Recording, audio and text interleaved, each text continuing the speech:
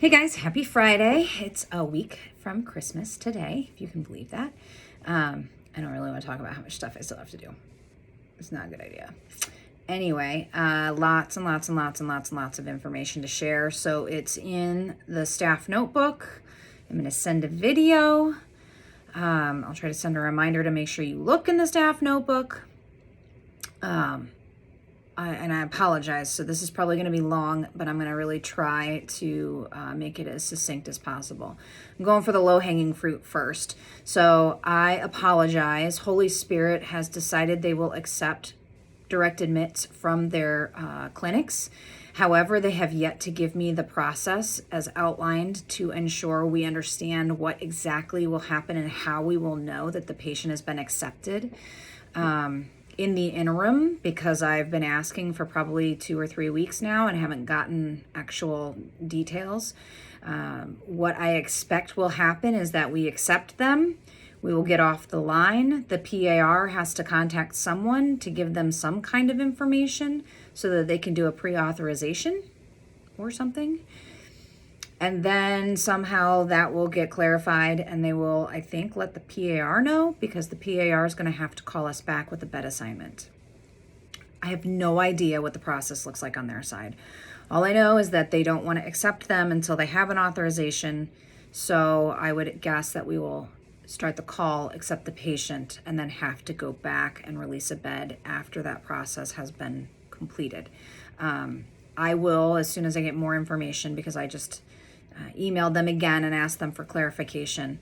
And I'll let you know as soon as I have it. I apologize that it fell off of my radar from a standpoint of being able to share all of that information with you. I swear I thought I had told you guys that they were going to accept them, but I may not have. I honestly can't remember. So there's that information for the time being.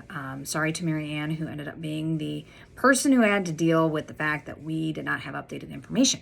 So welcome to this department. I'm trying.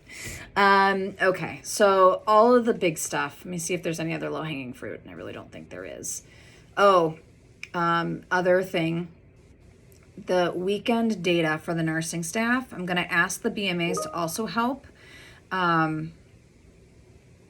so that so that you guys can do it together. Sorry, I just got another message.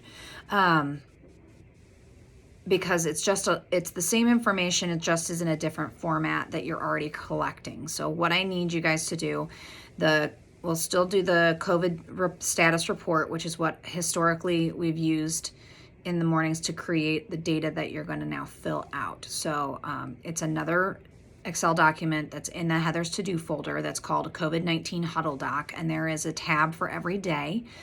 It's very straightforward from the standpoint of what they need entered in this information. And if you have questions about the definitions, there are comments associated to all of the information in there.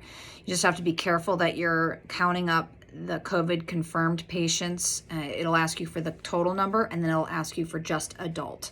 So you'll go through that way, and you'll do the same thing for total vented patients, and then just adult vented patients.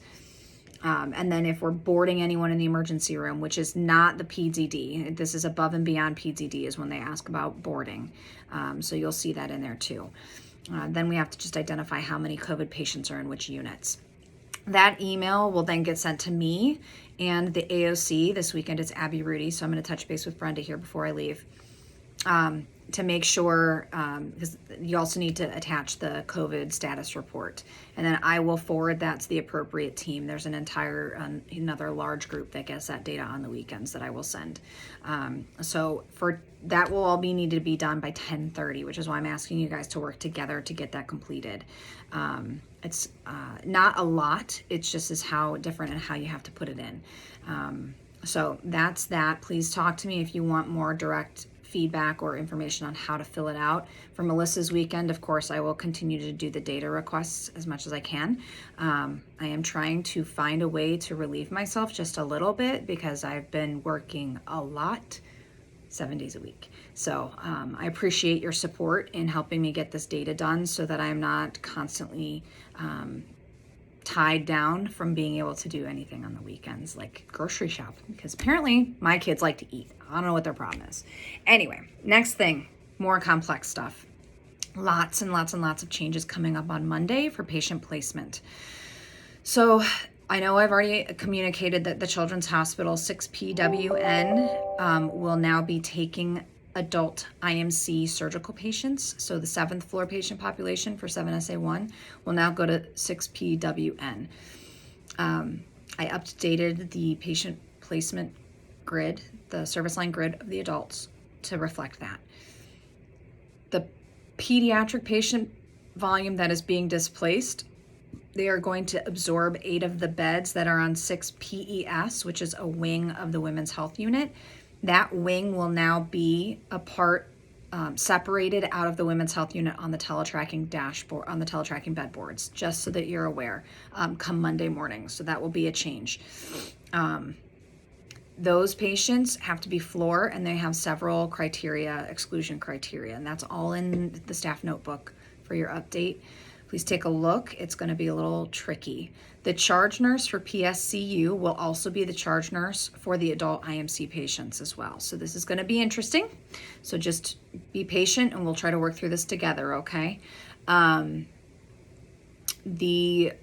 That will do that. And then on Monday morning as well, we will change 7SA1 to 6 medical IMC patients.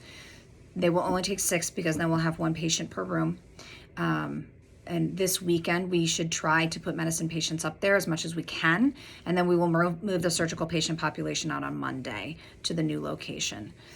So that is what's going on Monday. Starting on Tuesday, 6 Acute Care has a designated 6 beds on their south hallway that will now take complex floor patients.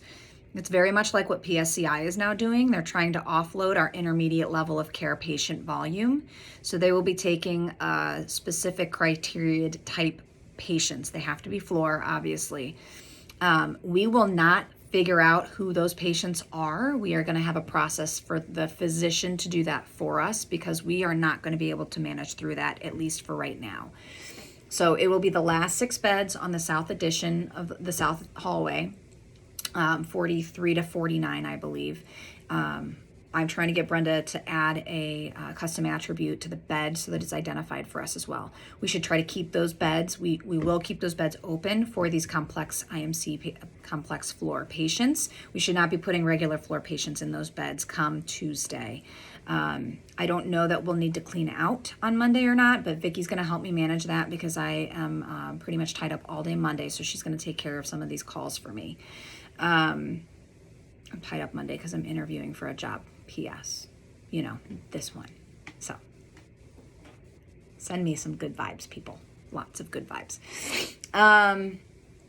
So that being said, the process that we're going to follow is that if we notice that a bed is going to become available in one of those 6 beds, like we see a pending discharge or we have an upgrade and we know that bed is going to be coming available, we are going to page the hospitalist that's on. It's the same physician we page for hospital transfers from internal medicine, and ask them, we can either send them a text page, need a complex floor patient for 6 acute care, or call them.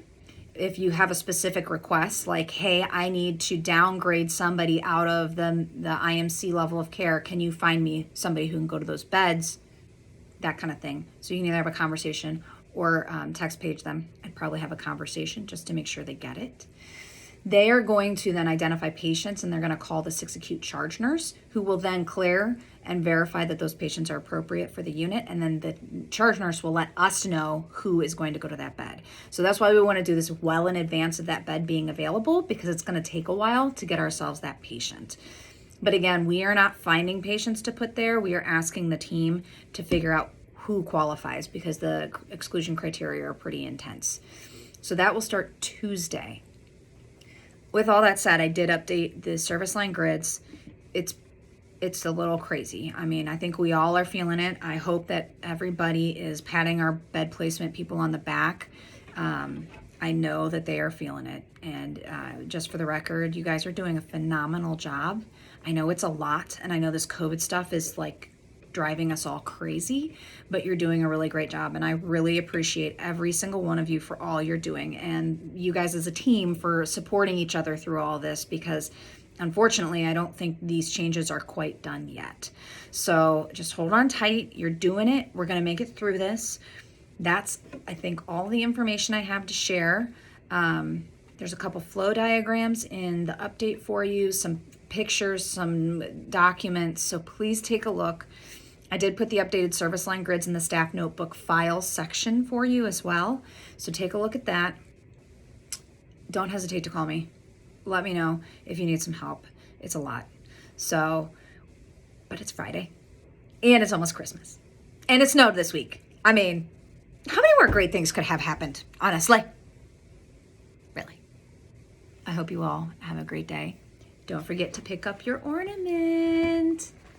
I'm so excited. Who doesn't love ornaments? Oh, and don't forget to send Christy your food order for our celebration of all sorts of things. And if you're working next week, we are going to do dress up like we did last week. I wanted to add that in too. I forgot. Hold on. Let me find the email that tells us what day is what, and then you will have it here before you even get here, and then nobody will have to show up and not be dressed up if they wanted to get dressed up. But I have to find it first. Holiday Spirit Week. Here you go. Ready? Monday. Movie Monday. Dress like your favorite Christmas movie character. Head to Toe Tuesday. Wear your craziest holiday hats and socks. Ugly Sweater Wednesday. Time to break out those ugly sweaters. Candy Cane Thursday. Come dressed in red and white to look like your favorite holiday treat. This favorite holiday treat, not my favorite. Snowflake Friday, white out. Dress in as much white as you can for Christmas. All right, I look forward to seeing you guys on Monday. Have a great weekend. Bye.